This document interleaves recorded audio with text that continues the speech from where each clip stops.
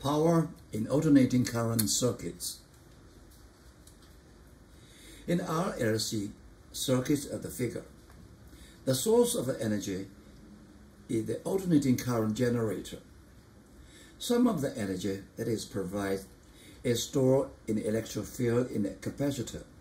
Some is stored in the magnetic field in the inductor. And some is dissipated as thermal energy in the resistor. In steady state operation, which we assume the average energy stored in the capacitor and in inductor remains constant, the net transfer of energy is thus from the generator to the resistor, where the electromagnetic energy is dissipated as thermal energy. So P equal to I squared R. We put the number in sign. Okay. This is the changes as time changes because sign changes. What we want, because they change very fast, we write it I squared R sine squared. This is the change all the time.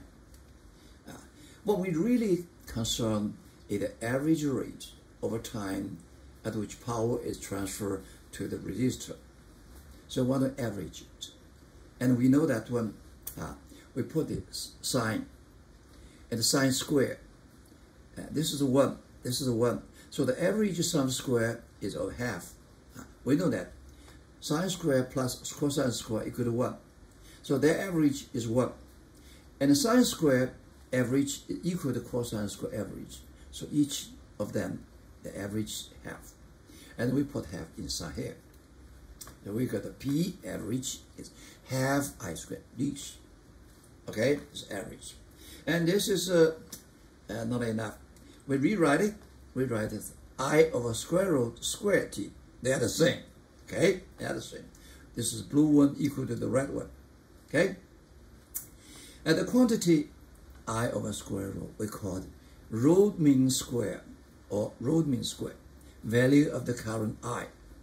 What is how you find it? Now, first you square I. Then you take the average, this is I. You square I. You average over the period. Okay, and then you take square root. So you call it root mean square. What you do is you square first. You take mean, then you take the root. Okay. So this definition is the I over square root 2. So in this case, the P average is I root mean square average R. Okay. Alternating current instrument such as ampere meter and voltmeter are usually calculated to read root mean square values. And I root mean square equal to I over square 2. And V root mean square equal to V over square root 2.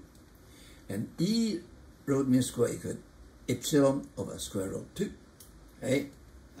So we have I root mean square equal to E root mean square over Z. Okay? This is our new definition. Power factor cosine phi. This is a special in alternating current because the voltage and current are not in phase in general. The P average is I root mean square square R. And I root mean square equal to epsilon root mean square over Z. You take one I out. And we do operation Z over here. So rewrite it as epsilon root MSC, I root MSC R over Z. We know in DC circuit that power equal to EI. And we similar in alternating current, the P power average equal to epsilon root mean square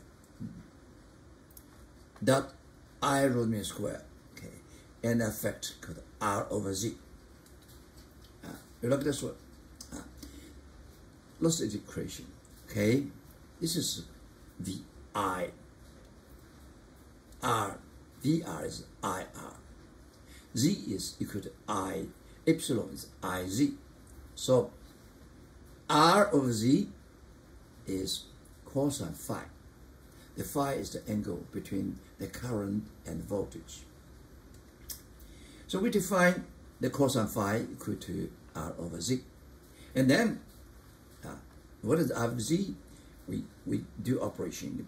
We multiply by I on both sides. What it is? This is called VR. And this is epsilon VC. Epsilon, okay? Look at this one. This is the VR. This is epsilon C. So in this one, this over this is cosine phi. And we rewrite this one called E average is epsilon root mean square times I root mean square times cosine phi. That's cosine phi. The phi actually is the angle between the E and I. This is special in alternating current.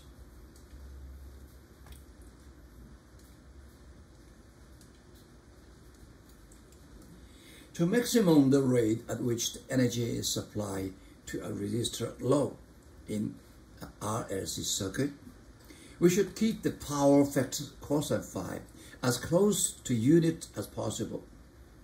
This is equivalent to keep the phase constant phi in the above equation as close to 0 as possible.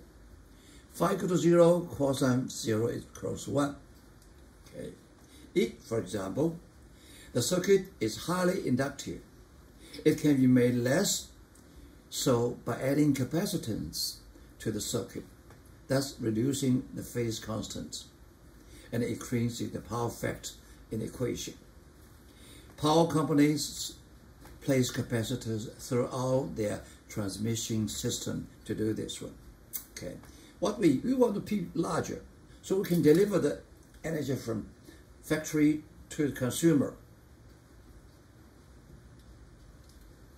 Example, a series RMC circuit driven with epsilon R1 S equal to 120 volt at the frequency FD 60.0 Hz contains a resistance R 200 ohm, inductance XL 80.0 and capacitance with XC 150 ohm. Question A. What are the power factors cosine phi and phase constant phi of the circuit? Now we just will find, first one, find the Z. Because we have a definition. That's very easy. R, XL, XC. And then we find cosine phi. Cosine phi defined as R over Z. We know R over Z, you get cosine phi. Okay, and we know this one, this one. This one is smaller than 0. Okay, that means cosine phi is smaller than 0. Okay, yeah. So phi could cosine phi, we get minus number.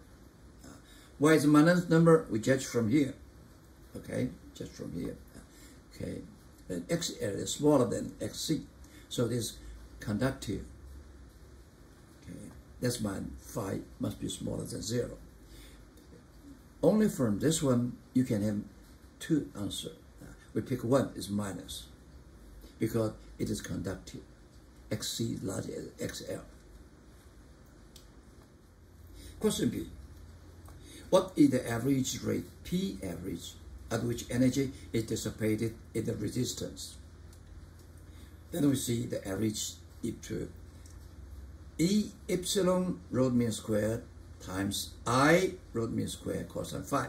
We put everything inside, okay? Put everything inside. Okay.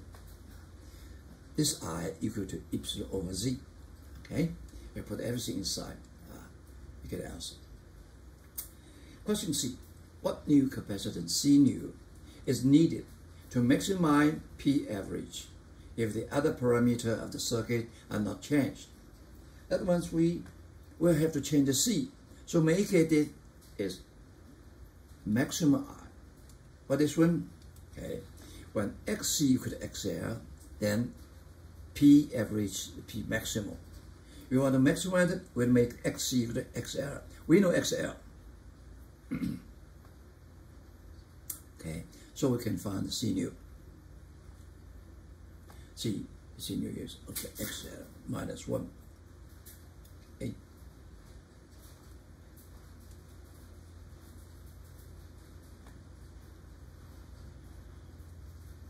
So you get a C.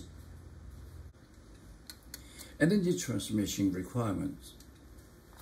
To satisfy a given power requirement, we have a range of choices, from a relatively large current I and a relatively small voltage V to just the reverse, small I, large V, provided only that the product IV is required.